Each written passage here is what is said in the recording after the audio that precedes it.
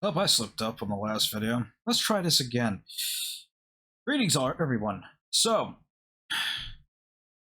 this is going to be a little of an odd video, but I have been requested by not only viewers, but, well, my community members, but also, yes, viewers who are actually in other communities. Worldwide, Guardian, Dragon's Den. I'm guessing they come because I probably have more experience with Square Enix games and MMORPGs in general than anybody in the four communities. I basically know how Square Enix GMs work, um, especially since I actually visited Square Enix offices on my trip to Japan once, and a couple of times when I visit family in California. So I'm going to answer basically a few questions and what to do to avoid getting on a GM's radar, particularly for DQX, since, again, some videos ago, they basically harassed me simply because they thought I was an RMT, making money, buying from RMTs. Couldn't make sense of the letter, even with Google Translate, when I was just buying low and selling high. My guess is a few Japanese players didn't like it and reported me, but I'll explain in a bit why it's outrageous. So, Square Enix makes a lot of great games. There's no questioning that, no doubt. Phenomenal games, fantastic games, life-changing games. Final Fantasy XIV might be their biggest hit ever. Some will argue Final Fantasy VII, but But they basically put the minimal amount of funding into their customer service, basically their GM teams. They do not hire professional customer service personnel at all. Instead, they hire interns and strictly kids straight out of high school. I am not kidding. They'll give them minimum wage, tell them to basically do a list of basics instructions, and that's it. Their job is to basically go from report to issue as quickly as possible within an 8-hour day.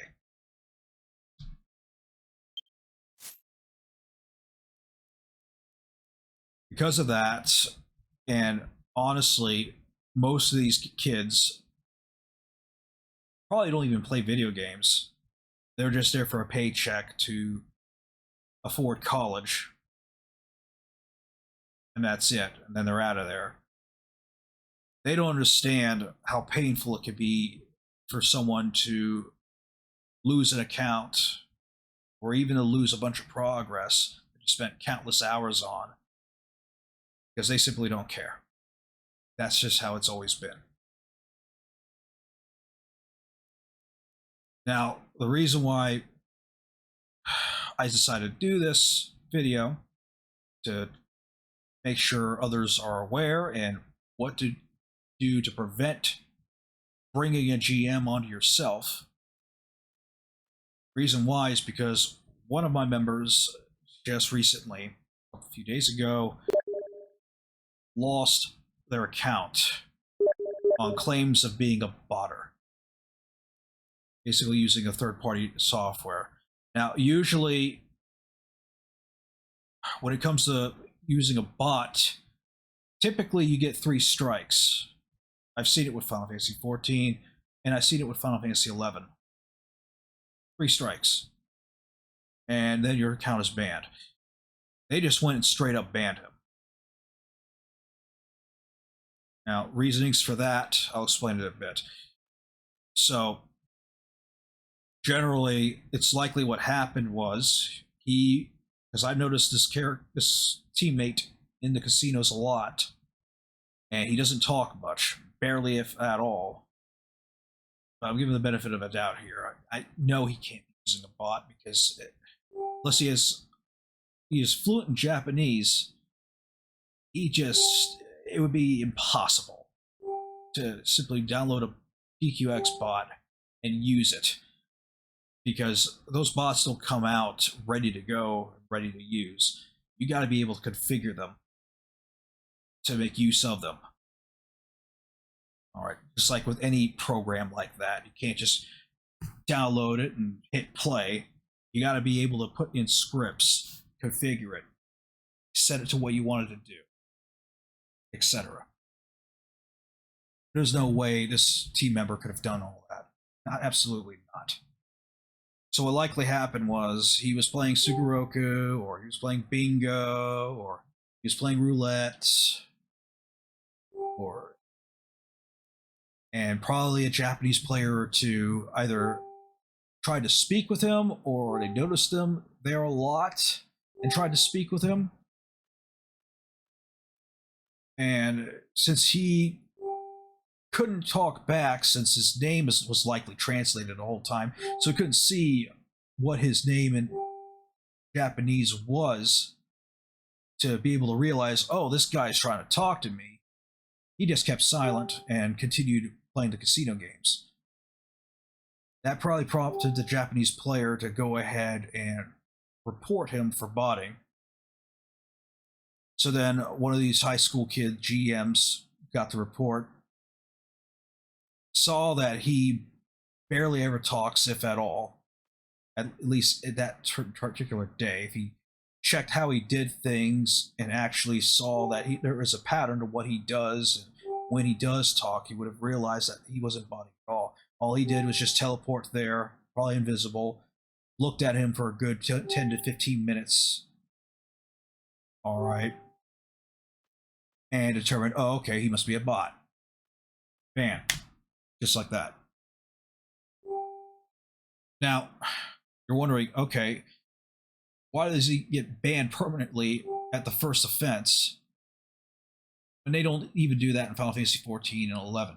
Well, here's the reason. Final Fantasy 14 makes a tremendous amount more money than Dragon Quest 10. There's no doubt about that.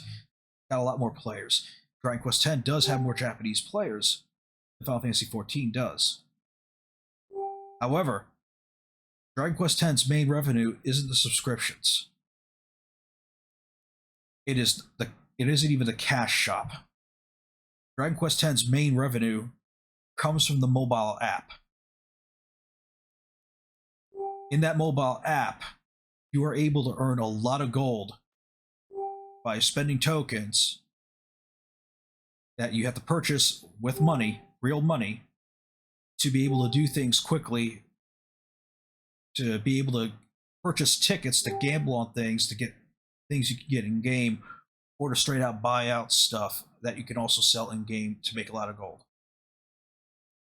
And there's quite a lot of Japanese players who would spend in equivalents of yen thousands of dollars, thousands, tens of thousands, to make use of this app to get them all the gold that they need to be able to get whatever they want. My town, a large house, most powerful and perfect gear, all that. What botting does is basically supersede all that, because if you have a bot, same thing with RMTs, or buying money, do either one of those, okay, and you're not spending money on the app, you're not making Square Enix money. Therefore, you need to be made an example of. Now, the difference between my light punishment and his botting, for one thing, okay, they couldn't prove or find any reason whatsoever at all that I was actually RMTing, because you can't find proof of that, ever. Even if I was purchasing gold, as long as I don't talk about it in game, all right, and most of them probably can't even understand English to begin with. They can't prove it. They can't. Okay, so they can only assume and just throw out a light punishment. And all that did was just stop me from from buying low and selling high.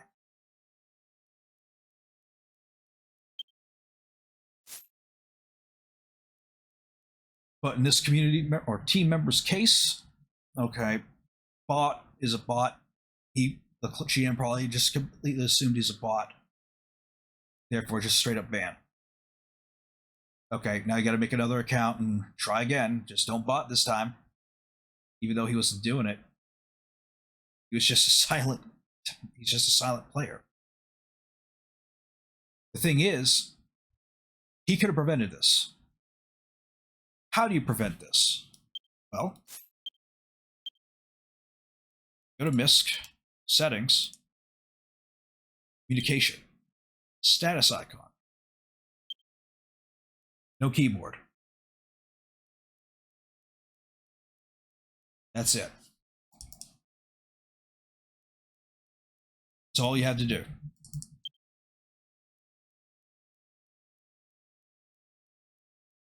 You can even put in hide chat if you want to be double protected. Great. Now you can't see what anyone's saying. If they try to send tells to you, if they try to message you at all, they're not going to see it. It's not going to appear. No bubbles are going to appear above your head. If you activated these two things, okay, and maybe throw on beginner just for the hell of it, all right, the players would have completely left them alone. All right, they would have no reason to report him unless he's been sitting at that roulette table for 3 hours straight, and people have been noticing that he's been sitting at that roulette table like a zombie for 3 hours straight. In that particular case, what he should have done was take a break, maybe do something else, and then come back 30 minutes to an hour later and get more roulette.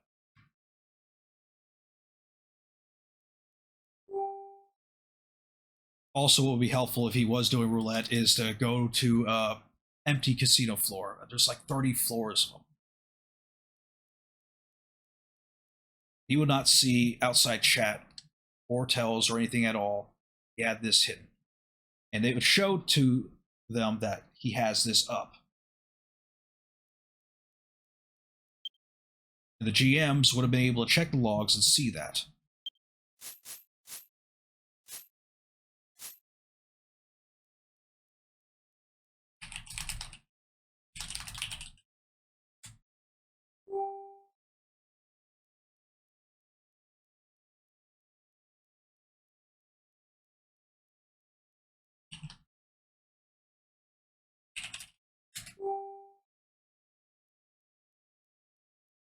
Now, you gotta understand, all right, in DQX, there are certain things that we gotta do that we aren't used to doing. Unlike in 14, DQX, it is encouraged when you are playing with other Japanese players in, say, a defense force or an 8 or 12 man fight. Okay. If you've noticed, everybody tends to just bow, or at the very least, they'll say something. They don't go do a random cutesy emote or sit in the chair like I do right here. They bow, they say hello, hooray, yikes, you know, some from frequent phrases.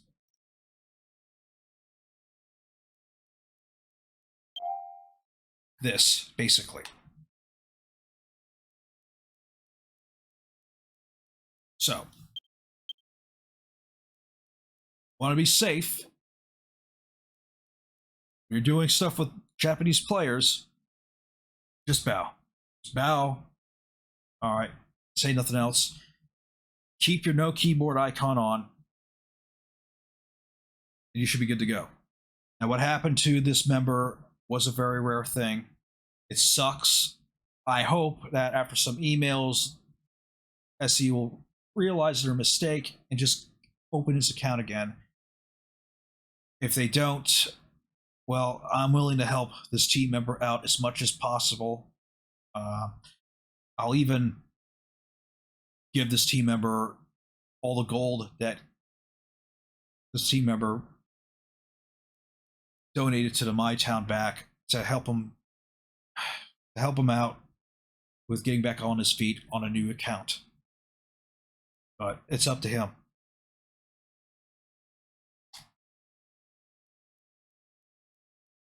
So going forward, if you want to be on server 1 just because that's where all the people are hanging out, all right, make sure you have no keyboard put up.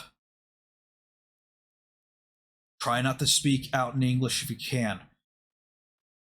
If you're crafting or fishing, do not be around others if you have clarity up. Clarity will actually translate the basically the +3 announcement or the king size announcement in pure English. All right. That is going to look extremely super weird to any Japanese player that's around, because that honestly shouldn't even be possible. I don't know why that comes up like that. I've noticed when I had clarity off and I was watching some fishers, or actually one of our teammate fishers who had clarity on, when she caught a king size, it said it in pure English for me, Spud had clarity completely off. You're going to fish or craft, make sure you either do it when no one's around, or if, in the terms of crafting, do it in your own house.